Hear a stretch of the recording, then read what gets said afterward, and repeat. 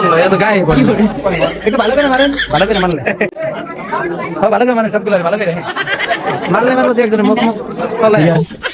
ওগুলো খুবই ছোট, দেখতে পাচ্ছেন অনেক সুন্দর। তো বুঝতে পারছেন সে কি জন্য ফোন দিয়েছে।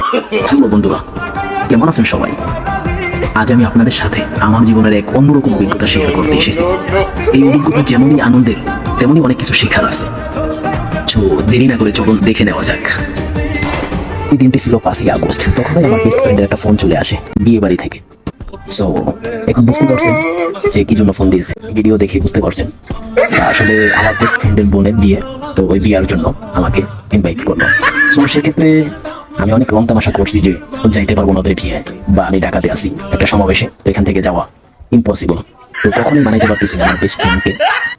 বলতেছে যে যেমনি হোক বন্ধু তোর আশা লাগবে আমাদের গ্রামে।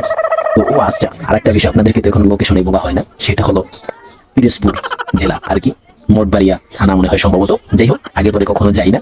সো আজকে ফোন চলে আসে, বলতেছে যে আমাদের বিয়াতে তোর আসতেই হবে।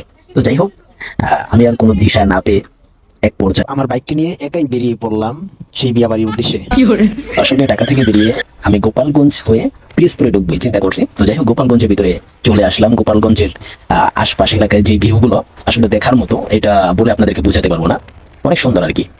এক পর্যায়ে পিরোজপুর জেলায় আমি অবস্থান নিচ্ছি। তো তার আগে আরেকটা বিষয় বলতে চাচ্ছি, পিরোজপুর বাজারে এসে এত ভালো লাগলো। মানে এখানে একটা কলেজ আছে, তো ভার্সিটির মতো আর কি।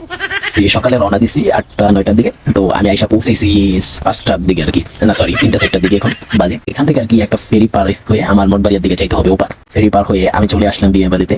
আসলে বিয়াটা হচ্ছে এটা একটা অন্য ধর্মের আর কি। আসলে অনেকে কমেন্ট করছেন, ভাইয়া আপনি নতুন একটা বিয়াতে গেছেন, বিয়ার যে ভিউ সামনে চলে আসলাম বিয়া বাড়িতে চলে আসলাম।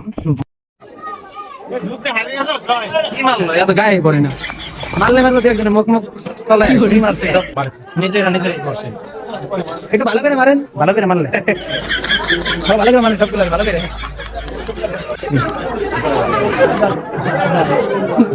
বৌদি বৌদি গো তুমি।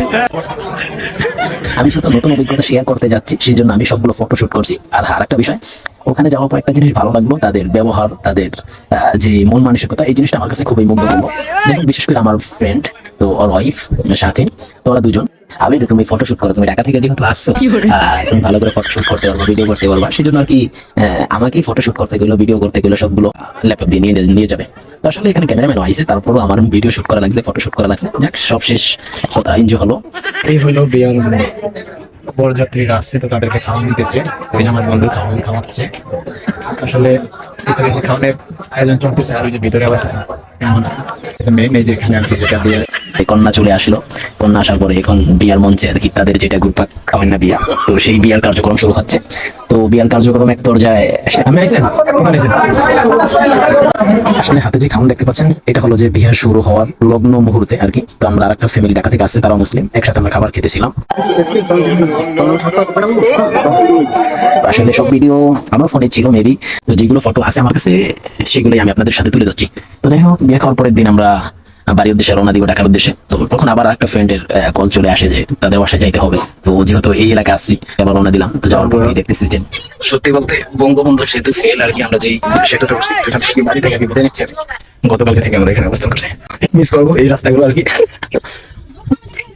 জি কিছু বলো, এইদিকে আসো, লোক আসো না আবার। আসলে দেখতে পাচ্ছেন অনেক সুন্দর। তো নৌকার উপরে একটু না উঠলে কি হয়, সেই জন্য আবার নৌকার উপরে আমি উঠে গেছি হেলমেট পরা অবস্থায়। আর রোডের যে অবস্থা, যে প্যাক গুলো দিয়ে হাঁটতে খুবই কষ্ট হচ্ছে, মানে অনেক ভয়াবহ অবস্থা একটা। যাই হোক, সবশেষ আমরা বেরিয়ে পড়লাম সেই আমার ফ্রেন্ডের বাসায়। আসলে যারা এদিকে আছেন আমার এই যে ইউটিউব চ্যানেলে, তারা অবশ্যই জানাবেন যে তো ওদের বাসায় চলে গেলাম। ওদের বাসায় যাই দেখি যে ওদের যে উঠানের ভিতরে কোনো হাঁটার কোনো সিচুয়েশন নাই, মানে এমন একটা অবস্থা হয়ে গেছে। যাই হোক, নৌকা দিয়ে আমরা এপার আইসে, আসার পরে ওদের বাড়িতে আসলাম। তো বাসা ভিতরে গেলাম। তো এখানে আবার একদিন ছিলাম, 2 দিন ছিলাম। সবাই বলো কি চলো গান দিব আমরা আছি নদীতে। এটা কি টাকা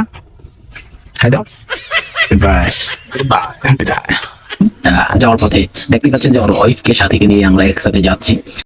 এই রাস্তাঘাট, এই যে রাস্তার যে ভিউটা, দুই পাশে গাছপালা আর মাঝখানে হয়েছে রোড, এত সুন্দর, মানে দেখার মতো। এই জিনিসটা খুব মিস করবো। পুরা গাছ পিরোজপুর জেলা মঠবাড়িয়া থানা কাকরাবুনিয়া গ্রাম। অনেক সুন্দর প্রকৃতি।